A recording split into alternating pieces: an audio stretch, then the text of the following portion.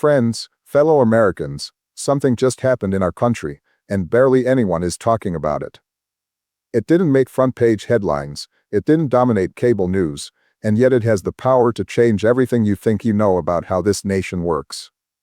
The Supreme Court, the final word in our system of justice, handed down a ruling that most people skimmed past. But beneath the calm legal language and the quiet press release lies a decision that could reshape American democracy for an entire generation. And if you think that sounds dramatic, wait until you understand what's really inside it. Because this isn't just about one case or one headline. This is about power, who holds it, who loses it, and how quietly it can be taken from the rest of us when we're not paying attention. For years we've told ourselves that no one sits above the law, that our courts exist to check power, not protect it.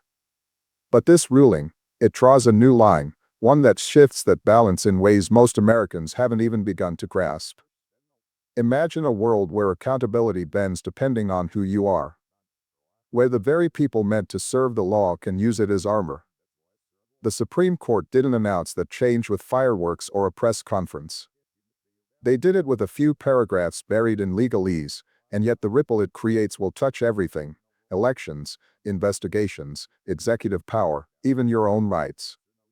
This is the kind of quiet earthquake that doesn't shake the ground but moves the foundation beneath it. Now, I've seen this play out before. When history changes course, it rarely happens with chaos and noise, it happens with a pen stroke. It happens in courtrooms filled with formality and silence, while the rest of the country goes about its day, unaware that something irreversible just took place. And that's what makes this so dangerous.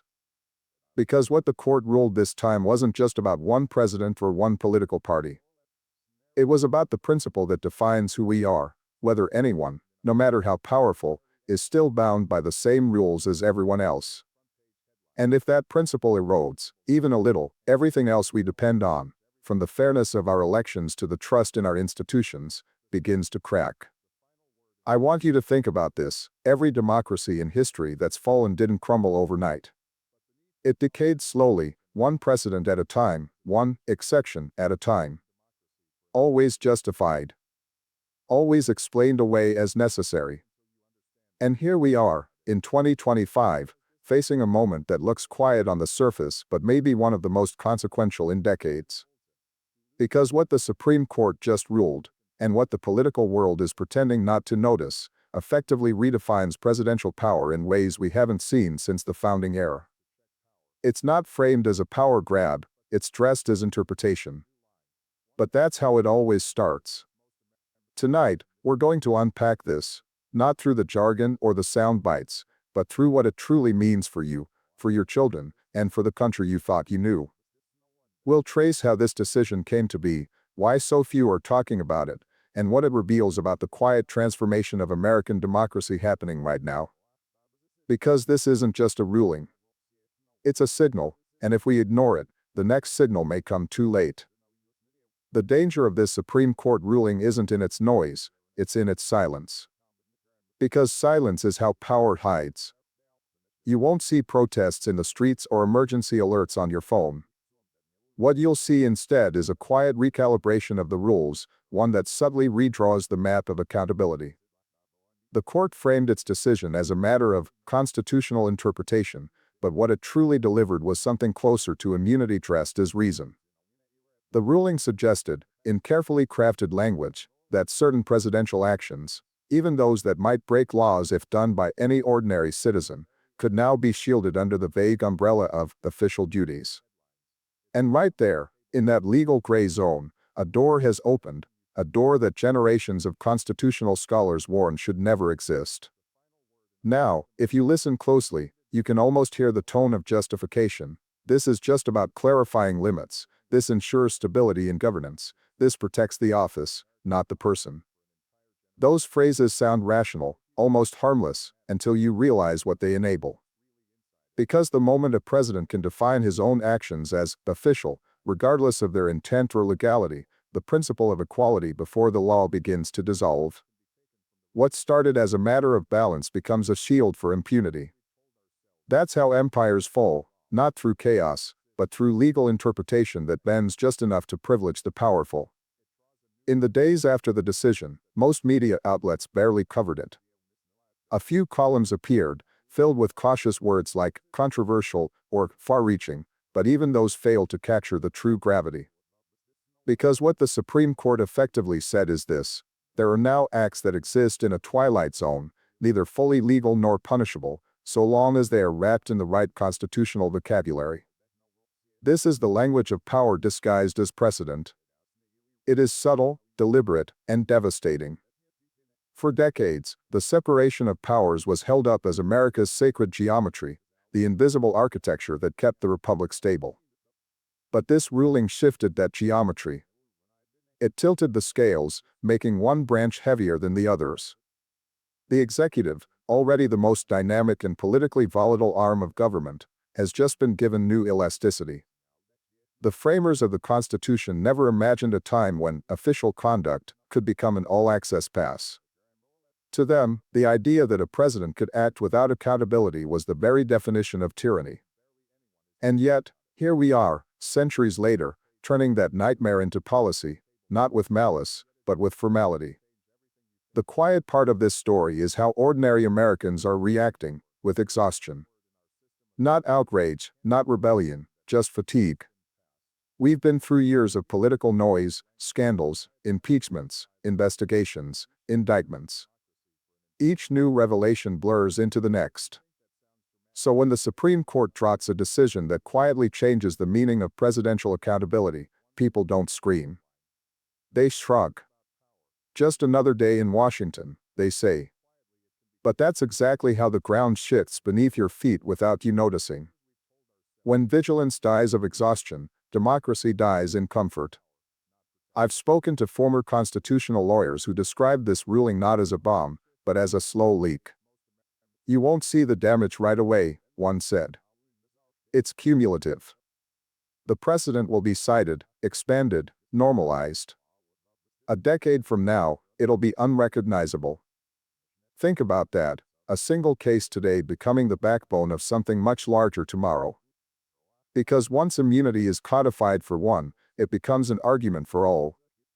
Once you say, the president cannot be prosecuted for official acts, you've given future leaders an incentive to stretch the definition of official to its breaking point. And this isn't hypothetical. History has already shown us what happens when leaders operate under the illusion of untouchability. Richard Nixon famously said, when the president does it, that means it's not illegal. At the time, that phrase was condemned, the very embodiment of arrogance and abuse. But now, decades later, a version of that idea has been given constitutional legitimacy. The irony is chilling. What once was scandalous is now precedent. What once ended presidencies can now protect them. It's tempting to believe that checks and balances will catch this, that Congress or future courts will step in to limit the damage. But here's the truth: institutions rarely police themselves after they've been weakened. Once a line is crossed, it doesn't get redrawn easily. Each new administration inherits the same tools and expands them a little further. Executive privilege grows. Immunity stretches. Oversight erodes. And each generation of politicians tells themselves they're only using those tools for good. But power doesn't ask for justification, it only asks for opportunity. The brilliance, and tragedy, of this ruling is how unassuming it looks on paper. There's no dramatic language, no sweeping declaration. It's written with restraint, almost elegance. That's how it hides. Legal scholars call this the banality of power, when tyranny wears the mask of order. You won't find dictators shouting from podiums in this story. You'll find judges in robes, citing precedent and quoting Madison. You'll find press releases saying the court has brought clarity to a constitutional question. And you'll find millions of citizens scrolling past, unaware that something fundamental has shifted. Meanwhile, inside the White House, and not just this one, but every one to come, lawyers are already parsing this decision, outlining what it allows, what it protects, and what it can conceal. They're not thinking about morality, they're thinking about strategy. That's the nature of law when it becomes a tool instead of a boundary. And as those memos circulate, the shadow grows longer. Because one day, a president will test the limits of this new interpretation, and there will be nothing in the text to stop him. This isn't about partisanship. It's about precedent. Because precedent doesn't care who you voted for. It's permanent. It outlives administrations. It becomes the new normal. And the normal this ruling just created is one where a leader can act first and justify later, where accountability must now negotiate with authority. That's not democracy. That's hierarchy. It's the slow evolution of a system that once prided itself on being self-correcting into one that quietly rewrites its own roles. So yes, the streets are calm. The markets didn't crash. Life goes on. But somewhere, in the quiet corners of power, the walls just moved an inch. And if we're not paying attention, those inches will one day become miles. Because democracy doesn't collapse with noise, it dissolves in silence. And tonight, that silence is deafening. To understand what this Supreme Court ruling really means, you have to look beyond the language of law and into the architecture of control that it quietly reinforces. Power in America has never disappeared, it's only evolved. And what this decision represents is the latest evolution, a subtle, constitutional recalibration that consolidates authority while disguising it as stability. For decades, the American system has operated under a delicate illusion that no single branch of government, and no single individual within it, can operate without restraint. That illusion depends entirely on the integrity of interpretation.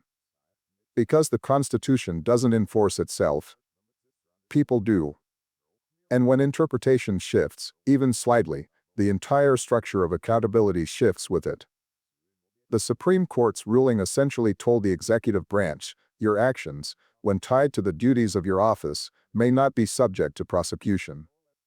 Now, those words sound procedural, like a guardrail for fairness. But they do something far more profound.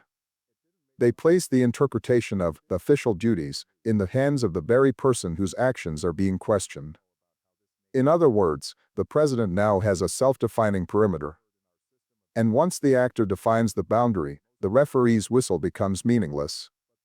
What happens when a leader can decide, after the fact, that his choices were made in the national interest? What happens when official duty becomes a synonym for personal will? Throughout history, this pattern has repeated. Rome fell not through invasion, but through reinterpretation of authority. Leaders learned to claim emergency powers for safety and never gave them back. In 20th century democracies, similar legal sleights of hand turned elected offices into untouchable institutions. It's always justified as temporary, always said to be necessary. But as the German philosopher Carl Schmitt once wrote, sovereign is he who decides the exception. And what this ruling does, quietly but unmistakably, is hand that right of exception to the President of the United States. Now, think about what that means in real terms. In moments of crisis, a war, a pandemic, an internal threat, presidents have historically expanded their powers. Lincoln suspended habeas corpus. Roosevelt interned Japanese Americans. Bush authorized surveillance far beyond public knowledge. But all of those actions, for all their controversy, still existed under the theoretical possibility of accountability. Congress could challenge them, courts could review them, history could judge them.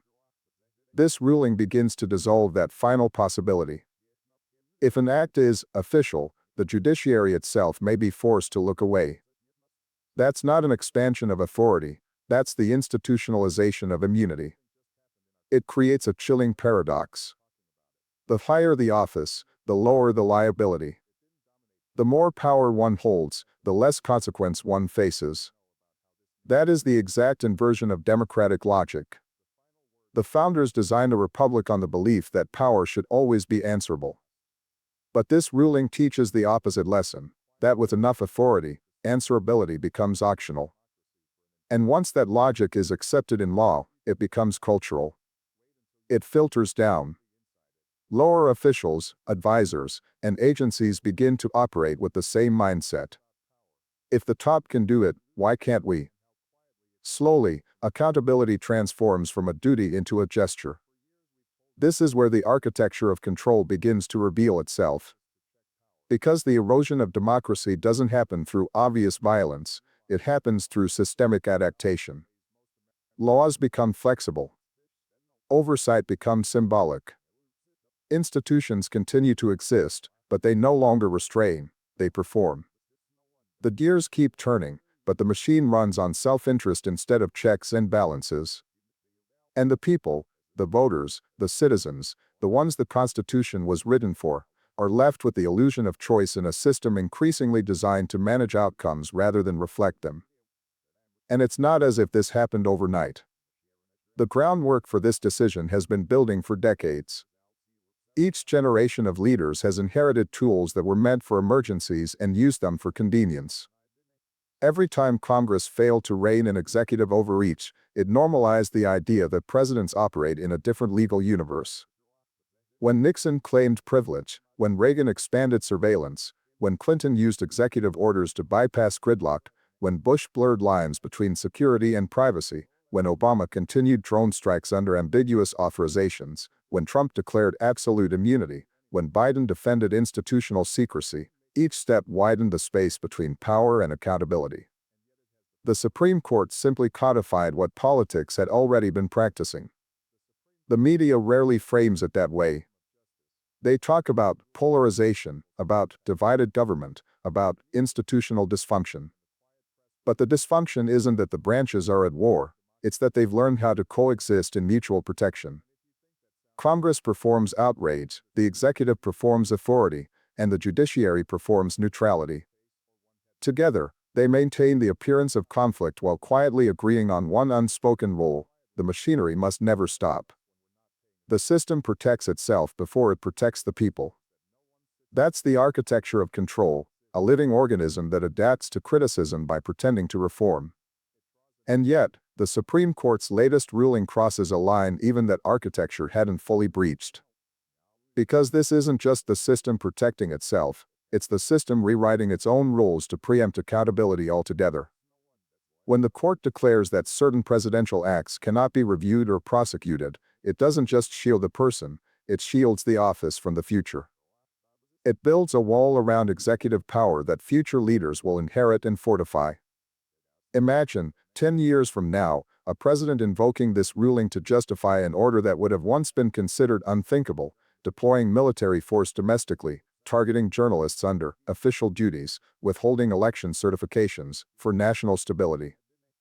Under this precedent, each of those acts could be wrapped in the language of legality. That's the genius of control. It never declares itself as tyranny. It declares itself as order. And when people are tired of chaos, they welcome order. They accept it, even crave it.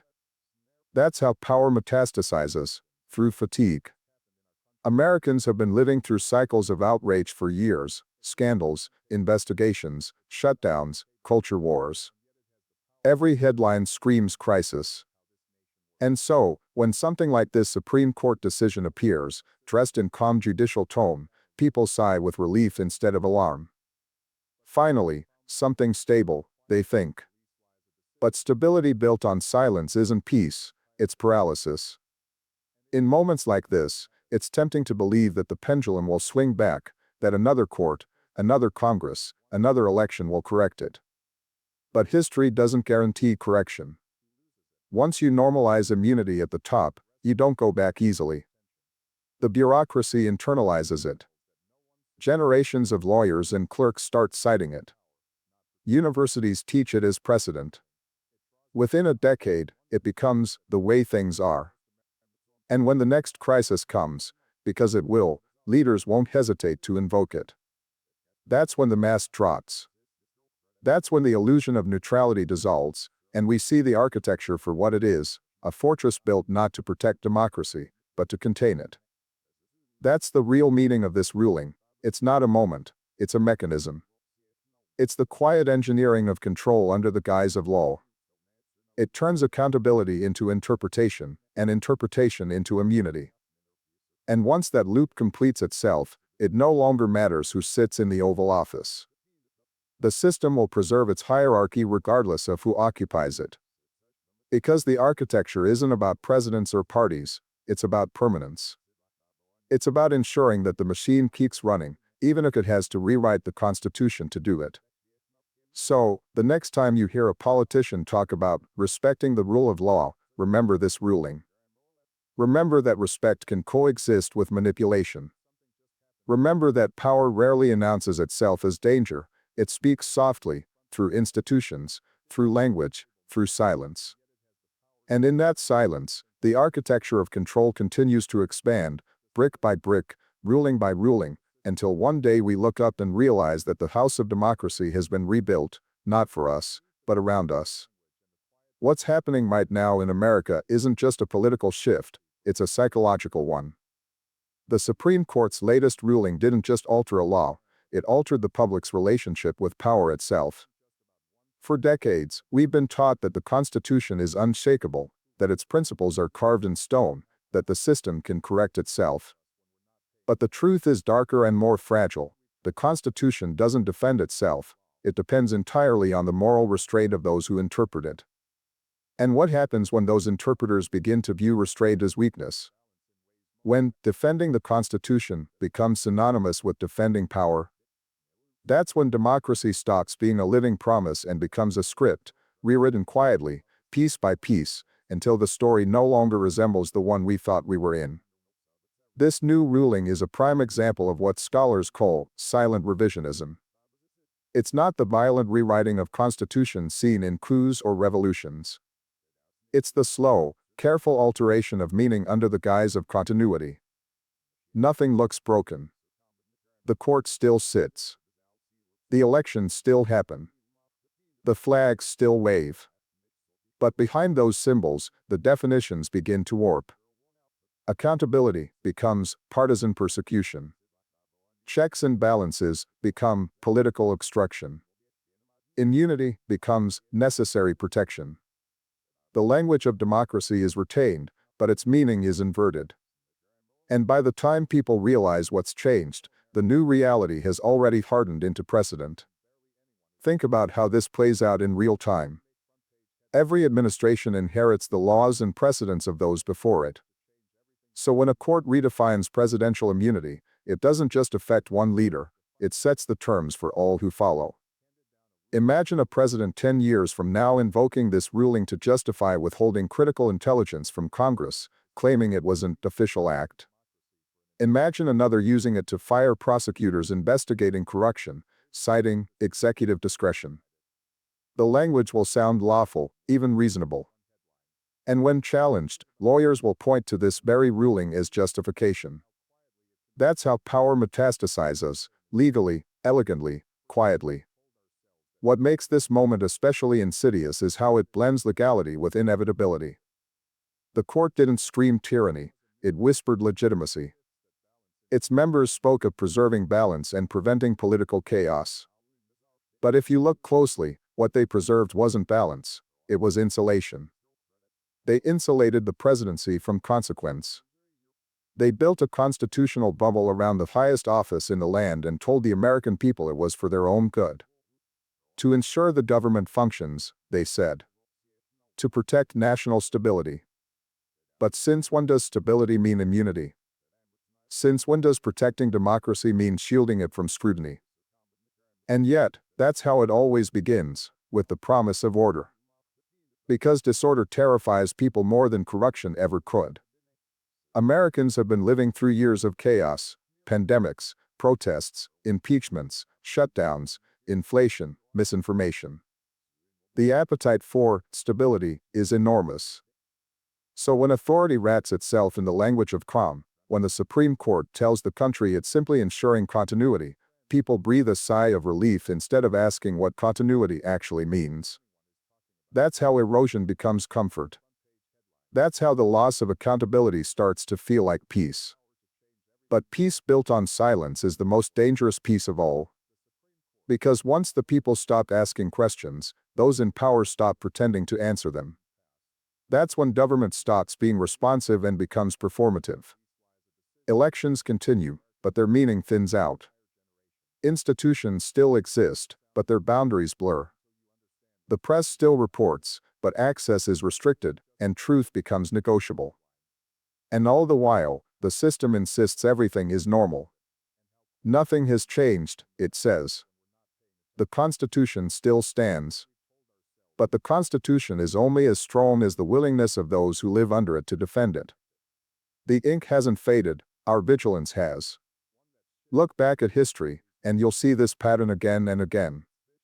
No democracy dies overnight. It dies by adaptation. The courts reinterpret. The media reframes. The public disengages. The state evolves. And at every stage, someone says, this isn't the end, it's just a correction. That's what they said in Hungary when the judiciary was packed. That's what they said in Turkey when journalists were arrested under security laws. That's what they said in Russia when term limits were clarified. Every step was justified as a technical adjustment, a bureaucratic necessity. Every step was constitutional, until it wasn't. America, for all its strength, isn't immune to that same slow contagion. The myth of exceptionalism has always been our greatest blind spot. We tell ourselves, it can't happen here, as if democracy were self-sustaining. But democracy isn't a natural law. It's a habit, one that must be practiced daily, especially when it's inconvenient. The Supreme Court's decision is a test of that habit. Because what's being challenged isn't just the separation of powers, it's the separation between principle and comfort.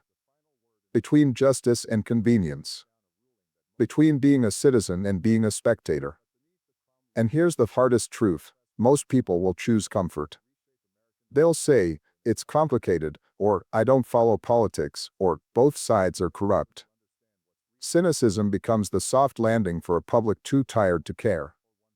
But cynicism is the oxygen of authoritarianism. Because when people stop believing in the value of their voice, power doesn't have to silence them, they silence themselves. That's what's happening right now, quietly, invisibly. While one branch of government expands its immunity, another branch expands its apathy. And between the two, the people disappear. What this Supreme Court ruling reveals isn't just a flaw in the system, it's a mirror of our national fatigue. We are tired of the fight, tired of the noise, tired of the endless cycle of outrage. But the moment we stop fighting for accountability, we lose it. The founders didn't design the Constitution for comfort, they designed it for conflict, a perpetual tension between ambition and restraint. That tension is what kept the Republic alive. Without it, democracy doesn't sustain itself, it ossifies. It becomes a structure admired for its history but hollow in its function. And make no mistake, the architects of this new legal order understand that perfectly. They're counting on the exhaustion of the public. They're betting that the longer this ruling fades into the background, the less anyone will resist its implications. They know that people remember scandals, not statutes. They know that outrage fades faster than precedent. And they know that by the time anyone wakes up to what has been normalized, it will already be too late to reverse. That's why the most powerful tool of modern control isn't fear, it's fatigue. So where does that leave us? In a moment of quiet crisis, one that demands clarity, not comfort. Because if this ruling stands unchallenged, it will redefine what justice means in America for generations. It will create two categories of citizenship, those who are governed by law, and those who are protected by it. And the longer that distinction endures, the more irreversible it becomes. Democracy isn't lost in one decision, it's lost when the people accept that decision as permanent. We are entering an era of silent revision, an age where power rewrites itself under the guise of law. The courts will continue to speak in calm, reasoned tones. Politicians will continue to say, everything's fine. The machinery will hum smoothly, efficiently, predictably. And beneath that hum, something fundamental will shift, the meaning of accountability, the idea of equality, the very rhythm of citizenship. The lights will still be on, the flags will still wave, but the heartbeat will be slower, quieter, weaker. And someday, when future generations look back on this ruling, They might not remember the exact language or the legal reasoning. They'll remember the silence that followed it. The silence of a nation that saw power redefined in real time and chose to look away. Because sometimes the loudest moment in history isn't the one filled with shouting or chaos. Sometimes it's the one where everyone stopped speaking, believing the system will take care of itself. And that silence, that fatal trust, is how a democracy forgets how to breathe. Friends, this ruling isn't just another headline, it's a warning. Power doesn't always take control with noise, sometimes it does it quietly, behind calm words and legal phrases. And when we stop paying attention, when we stop caring, that's when democracy starts to fade. If you've watched this far, don't stay silent. Tell me what you think, what this decision really means for America's future. Do you believe it protects justice, or weakens it? Leave your thoughts in the comments below. And if you believe these conversations matter, if you believe truth still deserves a voice, then like this video, share it, and subscribe to the channel. Because awareness is the first step toward accountability. Democracy only lives when we defend it, together.